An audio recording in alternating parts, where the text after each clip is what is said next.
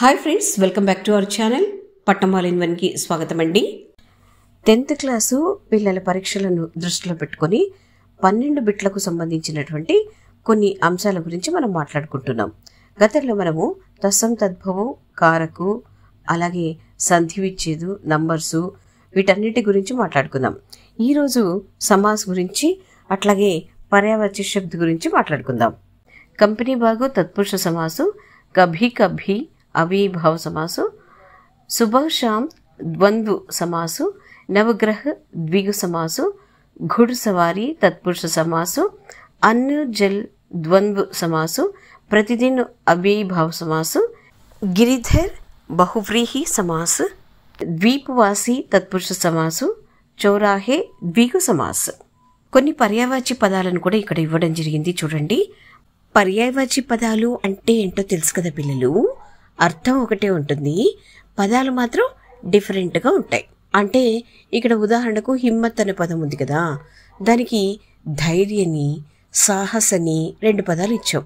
అంటే హిమ్మత్ అన్నా, ధైర్యన్నా, సాహసన్నా ఈ 3 పదాల యొక్క అర్థము ఒకటే. సో దీన్ని బట్టి మనకేమర్థమవుతుంది అంటే అర్థం ఒకటే ఉంటుంది, పదాలు మాత్రం డిఫరెంట్గా ఉంటాయి. వాటిని మనం పర్యాయవాచ్య శబ్దని అంటాం. అవునా? అదనమాట. ఒక పదానికి ఒక అర్థం ఇచ్చామనుకో, అది శబ్దార్థం అవుతుంది.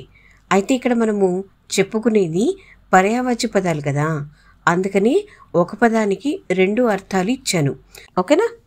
ఇప్పుడు మనము ఇక్కడ ఇచ్చినటువంటి పదాలేంటి? హిమ్మత్, ధైర్య, సాహస్. అవ్వల్ ప్రథమ్, పహలా. ఉపదేశ్ శిక్ష, सीख, बर्बाद, व्यर्थ, नाश.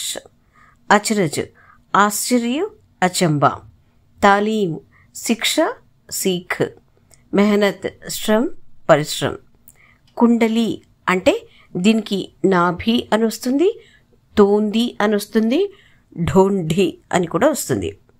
పరమాత్మ భగవాన్, దేవ్, ఈశ్వర్ ఇట్లాగా. జగ్ దునియా, సంసార్.